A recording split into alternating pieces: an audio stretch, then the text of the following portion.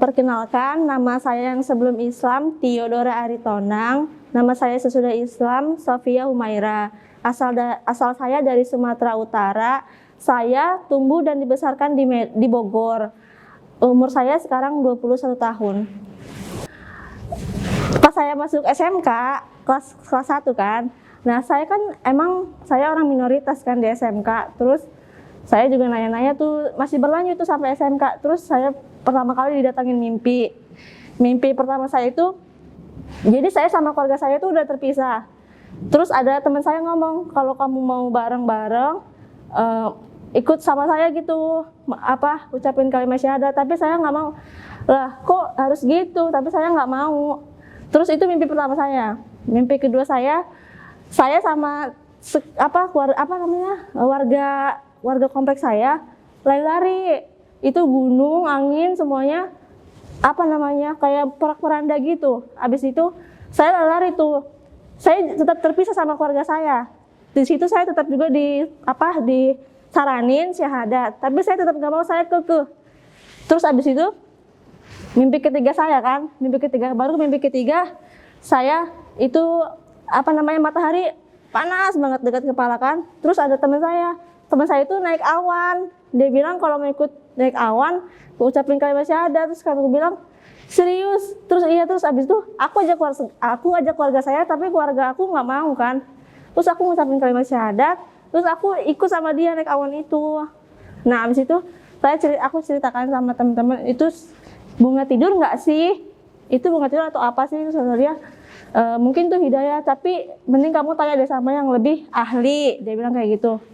Nah, terus saya nanya-nanya terus kan, sharing-sharing sama SMK itu. Terus saya minta didatangin ke kajian. Pertama kali saya datang ke kajian itu Ustadz Kainama. Ustadz Kainama saya nanya tentang semuanya. Nanya tentang ketuhanan, tentang Tuhan Yesus itu sebenarnya dia Tuhan atau enggak sih gitu-gitu. Kalau Tuhan mana ayatnya sih gitu. Terus habis itu saya nemu tuh jawabannya. Terus saya nangis di situ kan. Terus kata Ustadz Kainama, "Kamu mau syahadat sekarang?" Terus aku bilang, aku belum bisa Ustadz karena aku masih sekolah, masih ditanggung keluarga kan. Terus habis itu aku bilang nanti deh pas lulus sekolah. Terus pas lulus sekolah kan aku terpisahkan sama teman-temanku kan.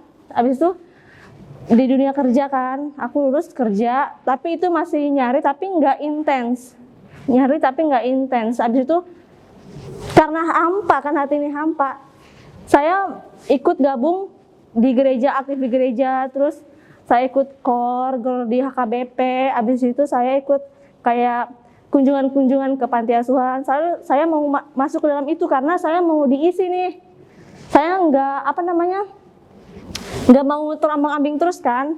Terus karena saya juga lagi membedakan gitu kan, tapi saya tuh nggak mau mendengar dari satu sisi, saya mau mendengar dari dua sisi. Saya mencari tahu Islam juga, saya memperdalam agama saya juga yang Kristen itu. Habis itu saya membandingkan, terus saya ketemu tuh jawabannya ada di Islam. Terus habis itu 2019 tanggal 20 Mei aku syahadat dibantu sama Basnas. Habis itu saya masuk Islam, tapi nggak langsung belajar. Karena di dalam Islam juga dituliskan aku ini Esa, Allah itu Esa, satu tunggal. Dia tuh nggak beranak dan juga tidak diperanakan. Terus saya langsung blok, oh iya gitu. Jadi iya ya, langsung ya udah, ayo masuk Islam. Terus sempat nggak sih sebelum masuk Islam itu mikirin perasaan keluarga? Iya, banget. Dilema banget. Mikirin ada saya masih kecil.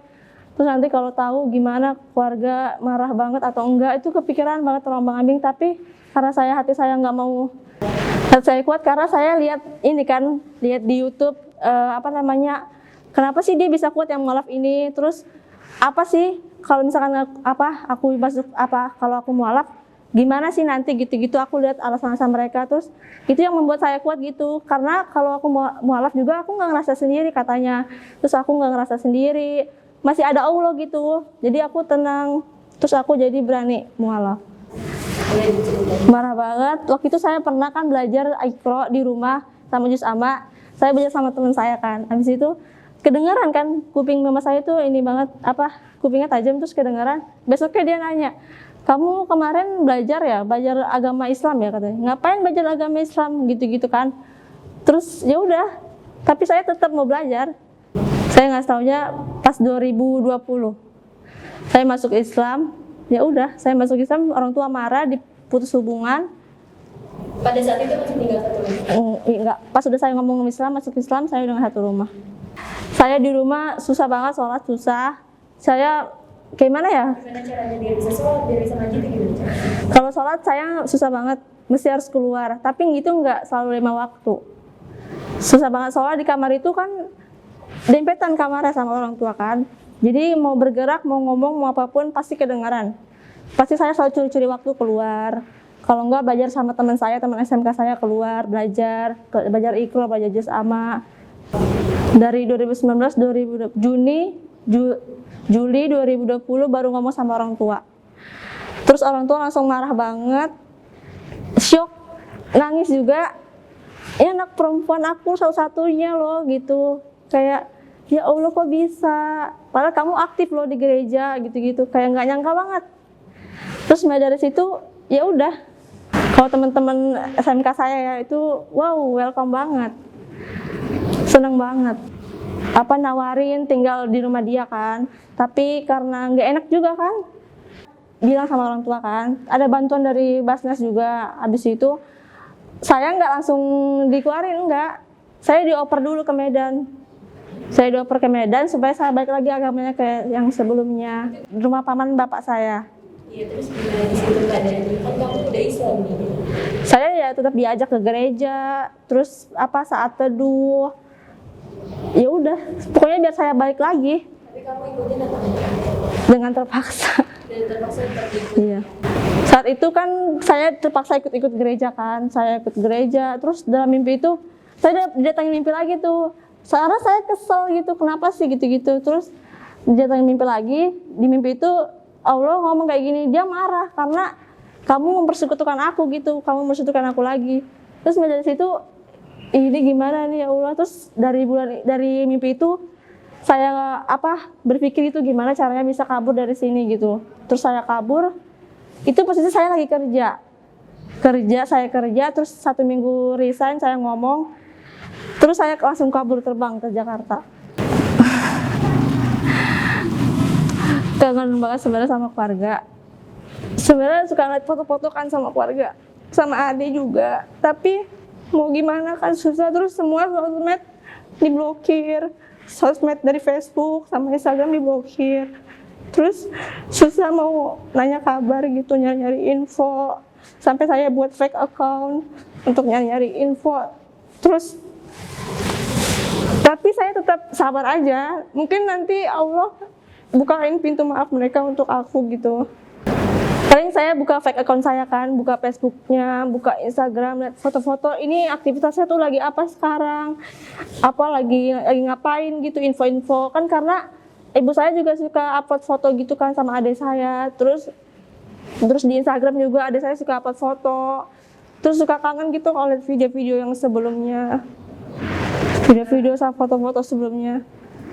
Mbak, bapak, Dora kangen, pengen kumpul lagi, pengen dirangkul lagi. Maaf kalau Dora nggak bisa buat mama sama bapak bangga, tapi insya Allah Dora mungkin bisa membuat mama sama bapak sekeluarga masuk surga, kita kumpul bareng-bareng lagi. Terus harapan terbesar kamu apa sih? Harapan terbesarnya semoga Allah kasih hidayah buat mereka, supaya mereka itu nggak mati dalam keadaan kafir, supaya mereka dapat hidayah dari Allah. Nah itu aja. Rasanya bahagia banget aku bisa nutup aurat. Yang dulu aku suka pamer-pamer paha, suka pamer-pamer betis aku. Sekarang aku bahagia banget bisa nutup semuanya. Senang banget, terus bisa sama teman-teman yang baik. Kami di sini kayak berlomba-lomba kebaikan gitu loh. Karena waktu sebelum saya kabur kan di sana, saya udah searching, saya tuh mau cari yang ada pesantrennya gitu, supaya saya bisa concern di situ, saya fokus di situ gitu. Terus saya lihat di YouTube, ada info kontak Ustadz Ramadan, terus saya langsung hubungin. Pengalaman pertama emang berat banget ya karena pertama kali kan puasa. Terus abis itu, tapi di sini tuh bisa gimana ya, pas lagi mau buka kan, temen-temen tuh kayak senang banget gitu loh, kayak ayo bareng-bareng buka puasa gitu, kayak bahagia banget lah pokoknya. Kesannya itu di sini banyak teman-teman yang baik, teman-teman yang soleha, teman-teman yang mau ngajarin aku walaupun aku masih nol ya. Masih nol, pokoknya mau ngajarin aku dengan baik, dengan sabar banget. Pesannya untuk para mualaf, jangan takut. Pokoknya jangan takut, kamu tuh nggak bakal sendirian. Ada Allah, terus ada teman-teman yang bakal ngerangkul. Kalian tuh harus percaya, kamu itu nggak sendirian. Pasti ada Allah dan ada teman-teman yang ngerangkul. Itu pesan saya. Ya